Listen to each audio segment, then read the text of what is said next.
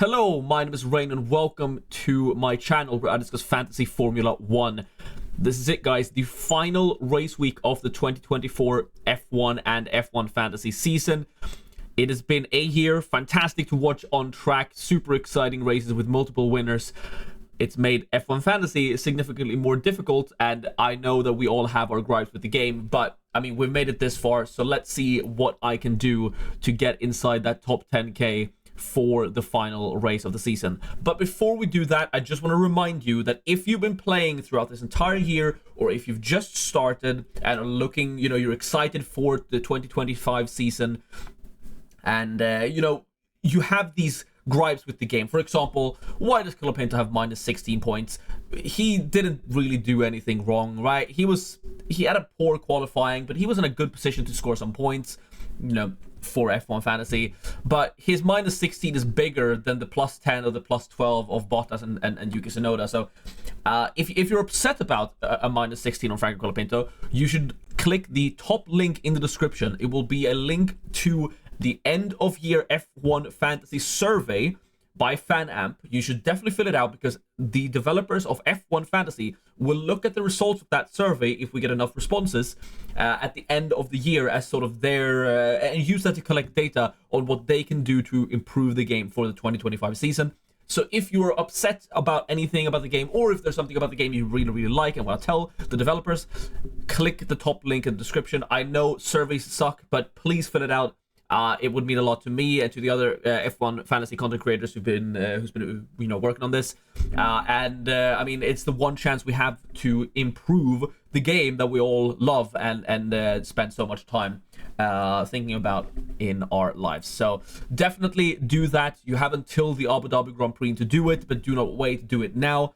Top link in the description. And if you want to see what I answered to the questions in the survey, below that will be a link to a video I did where I went through the survey and answered it myself. So if you want to hear my thoughts on the game and what I think could be improved, then a link to that will be in the description as well. So with that said, thank you so much for watching throughout the year. Like the video, subscribe to the channel because a lot of things are happening in 2025 or for the 2025 season, and I can't wait for that. But few videos now this week. Of course, deadline stream, the final one of the season on Saturday. You do not want to miss that.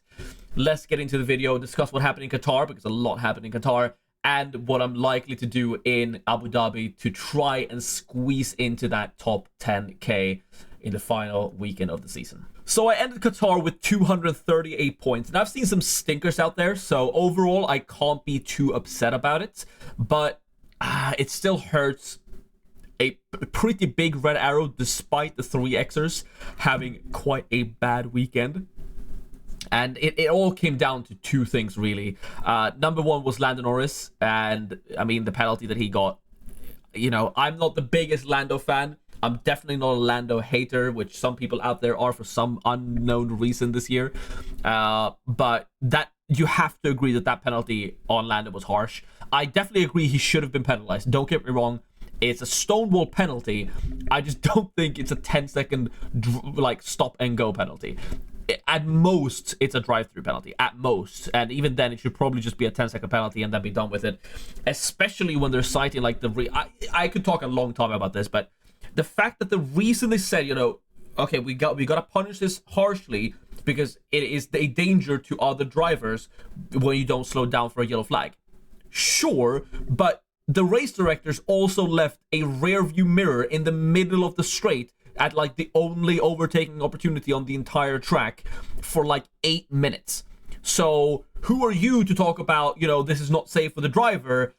It pisses me off. Again, not a Lando fan, not a Lando hater. I'm a happy medium. I'm just a Lando owner. And overall, I don't really care about Lando's points, right? But that penalty was really harsh. I think it should be the penalty because it's stonewall, right?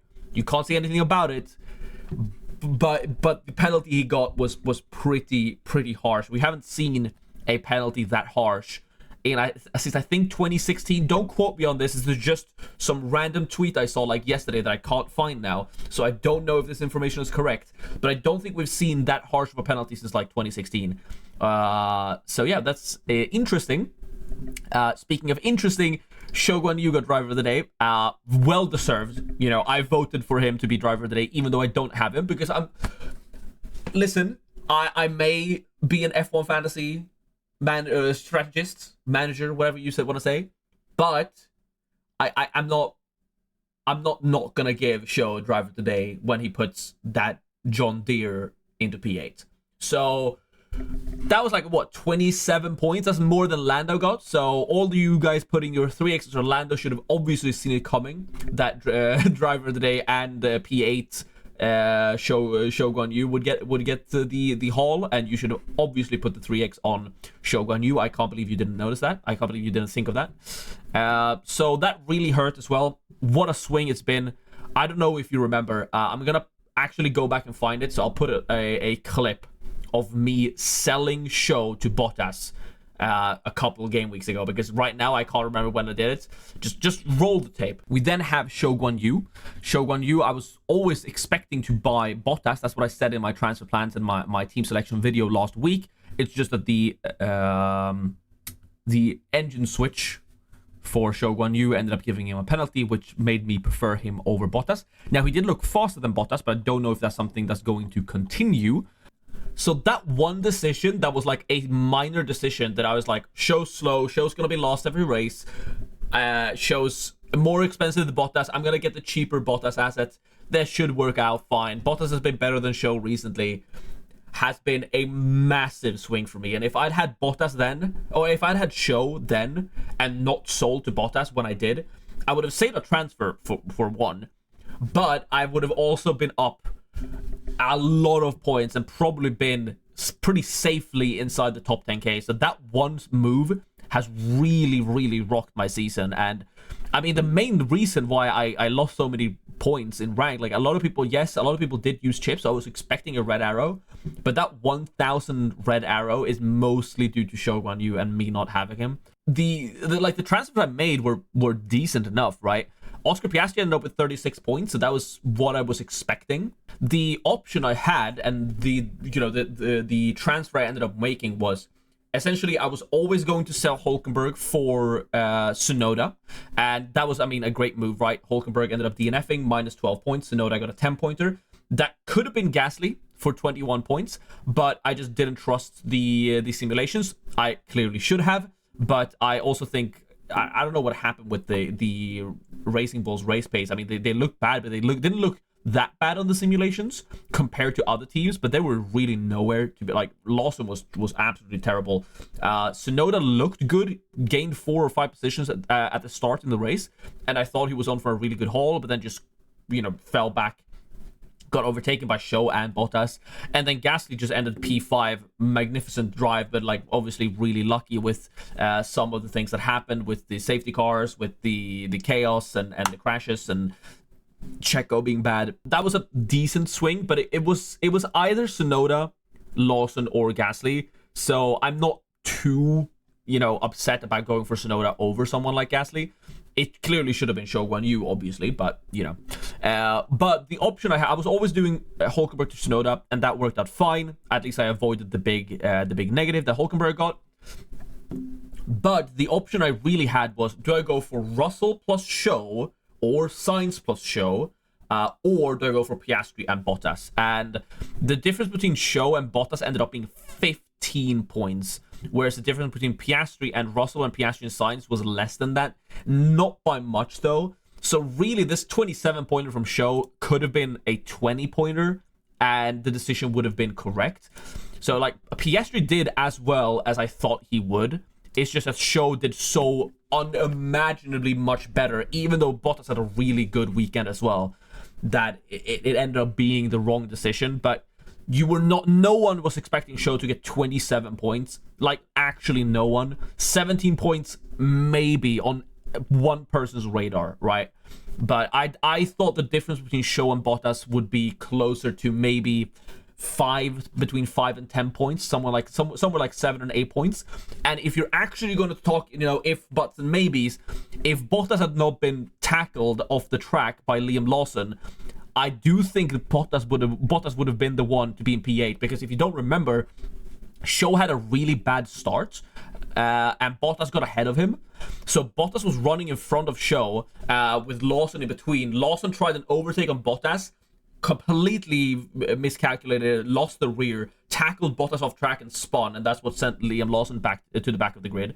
And in that move, Bottas had to take an evasive maneuver, went off track, Show got ahead of him, and then because of that, Bottas ended up pitting before Show to sort of get into clean air, because, you know, they were running right behind him, and Bottas was faster than Show, but just, you know, to get into clean air, they pitted Bottas ahead of Show, and then the safety car came out. So Bottas got P11 despite not gaining the benefits of the safety car on the switch. On the actual safety car, he did switch to mediums again, you know, because everyone pit, right?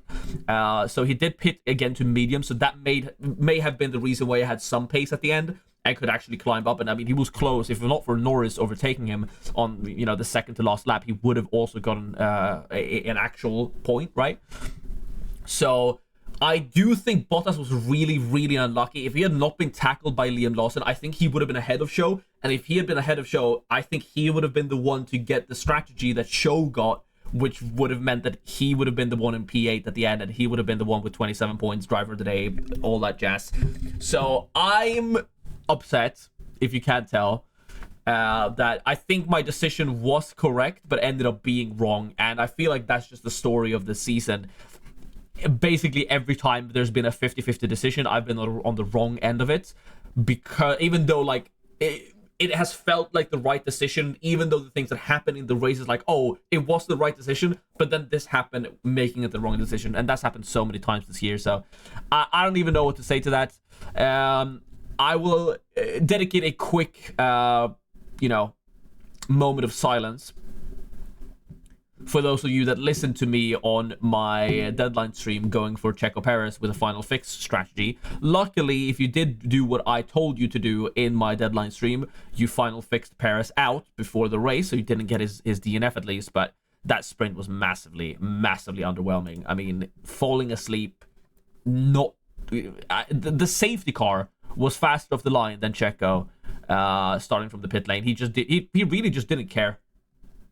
What else could you say? He just really did not care. So I'm really sorry if you listened to my advice and got Checo on the sprint. I thought he would be good in the sprint. He wasn't. Yeah. Anyway, apart from that, nothing really to rant on about. Somehow Magnussen got 21 points. As usual, I guess. But that's about it for the Qatar Grand Prix. Obviously, Colapinto DNF'd. A lot of drivers DNF'd, but you know, Colapinto DNF didn't really matter because a lot of people had him. So even though he's the big negative here, it's not really what impacted the rank because he's so highly owned in this bracket, right?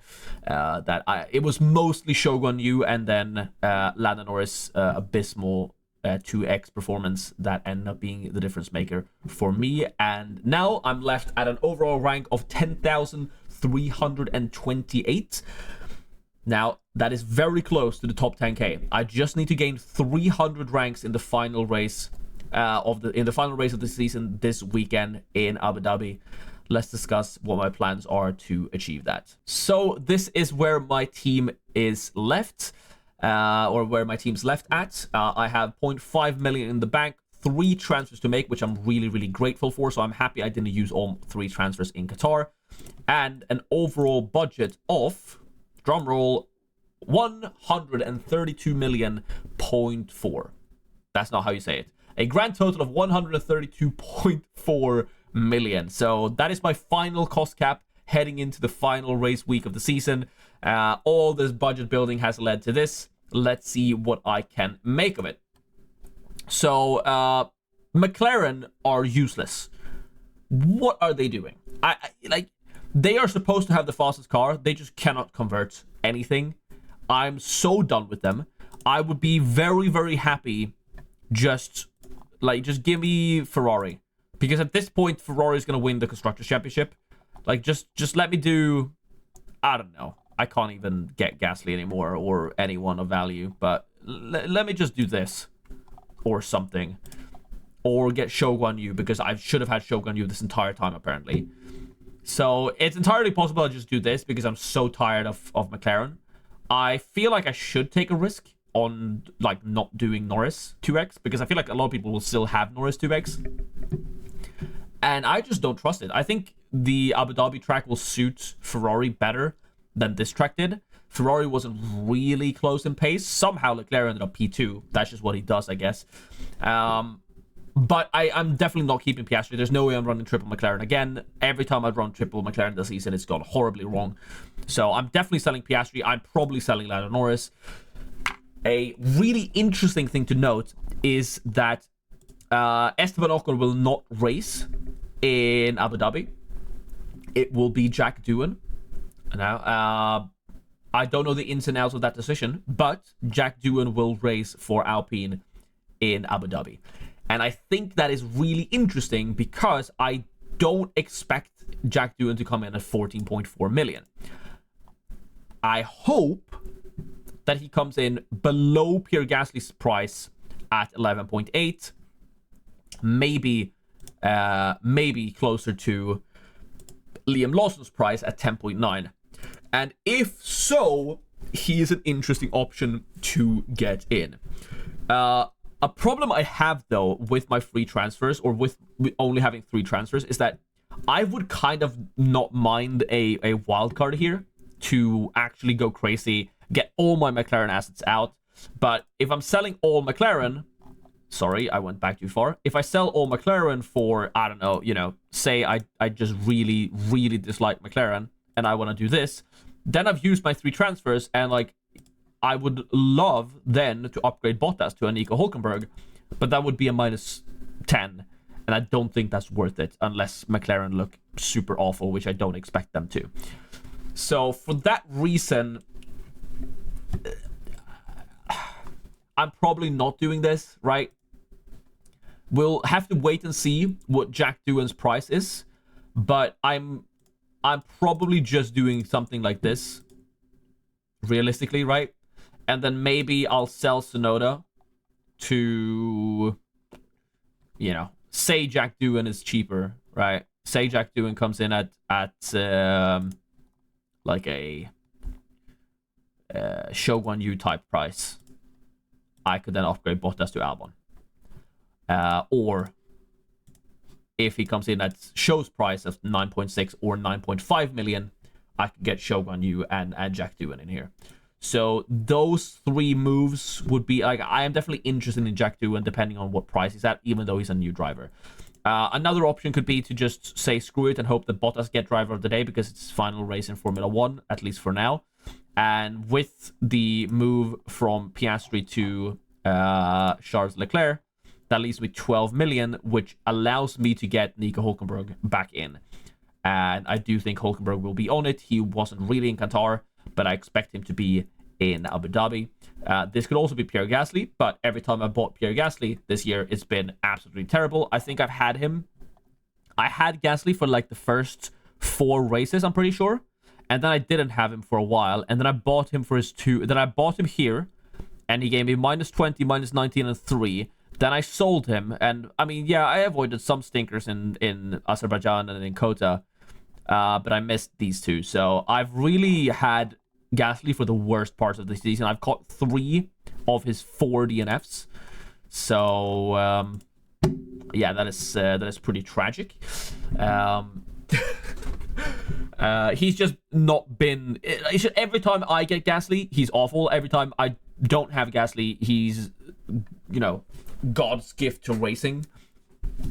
So I'm more enticed by Nico Hülkenberg than Pierre Gasly. I'm not so enticed by Yuki Tsunoda if Racing Bulls are going to have the same performance in Abu Dhabi as they did in Qatar.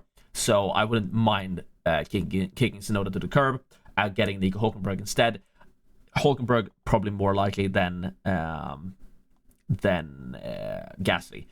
Then again, if Jack Doohan comes in at a reasonable price, being in like 9.5 million or lower, I could definitely see myself picking. I'm just going to do Albon now and pretend that this is Jack Doohan, and then I can sell Bottas to show. But then again, can Bottas get driver of the day? I mean, if he finishes in the points, he definitely will. But I do think, especially if Norris, Russell, or Verstappen wins, I could see someone else not being the winner get driver of the day. And if so, maybe it's K-Mag, maybe it's Bottas. So I'm definitely enticed by them as options, though K-Mag's way too expensive for me, so I can't even pretend to afford him. But that's pretty much it. I can't really do anything else. Let me know if you find any other solutions to my my top 10k problem. Everything else is just too expensive, right? I guess I could do something crazy with like Red Bull Racing, but I really don't want to do that because Checo, right?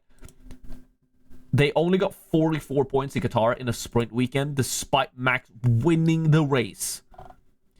This should Qatar should have been a 100-point haul, or a 70+ at least point haul for Red Bull, especially considering Max won the race.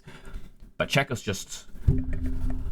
I've run out of words to describe his season, but there's no way he drives for them next year. There's actually no way. It is beyond terrible. Beyond terrible. Shogun Yu has scored more points than Checo in the last 4. So I'm not really enticed by that. Max Verstappen looks better than ever, I guess. I could get Max, but only if Jack Doohan comes in super cheap. Can I even do this? No, I'm just trying stuff now. I'm not even close. Albon is 8.6 million. I'm 0.8 million away. So all of these options are non-existent for me, for my budget. So the only real options I have are bringing in Ferrari or Mercedes assets for my McLaren assets, and then maybe upgrading Tsunoda and or Bottas. That's about it. I think my constructors are staying McLaren, Ferrari. It's worked well, to be fair. I don't really see a reason to switch them out. So I guess I'll stick with them for this final race. So it's probably just drivers moving away from me. Piastri, Tsunoda most likely to go. And then it's Norris and Bottas. I think Colapinto's just staying at this point. No reason to try and get rid of him. So yeah, that's about it. Don't really want to end it on a sad note. I do feel a bit sad, but I shouldn't feel sad because I still have the opportunity to get within the top 10k. Obviously, I would have hoped to have been top 5k or top 1k or whatever. And congratulations to you if you are. But I just really want to get into 4 digits after trying so hard this year. I think I can do it, but I need to avoid DNFs. Really, that it's gonna come down to that, and I hope I can. It would be quite bittersweet. That's not the word. It would be quite an anticlimactic end if I ended on like 10,100 or something. That feels almost worse than ending like 15k, because if I'm 15k, it's like, oh, I never had a chance of top 10k. At least I'm top 20k. But if I end on like 10,300, 10,100, I really don't want that. I really want to get down to 4 digits. So that's my plan. Let me know down below in the comments what you think I should do for the final race. Should I trust Gasly? Should I just go for Nico? Should I go for Bottas, hoping he gets driver of the day for his final race of the season, maybe even of his Formula 1 career? Should I sell Piastri? Should I sell Lando? What should I do? Let me know down below. If you haven't already, please like the video, please subscribe. A lot of things are coming in the off season as well, and I can't wait for the 2025 season. More videos will be out before the Abu Dhabi Grand Prix, so look forward to that. And then definitely do not miss the final deadline stream of the season on Saturday. Next week, I guess if you want, if you're still here after I've said goodbye 4 times, most people just click off when I start rounding off the video. But if you're still here and you're listening to this, sneak peek into what's happening next week. I'm hoping I can get some post-season chats with some people going. Would be pretty fun looking back at the season. I'll do a reaction video to my first team selection video at the start of the year and see what mistakes I made then. I've learned so much about the game and, just content creation as a whole, I guess, throughout the season that's been. So a lot of things coming next week as well. So do not miss that. Don't completely check out from F1 when the season rounds out this weekend. I appreciate you a ton. Thank you for watching. Goodbye.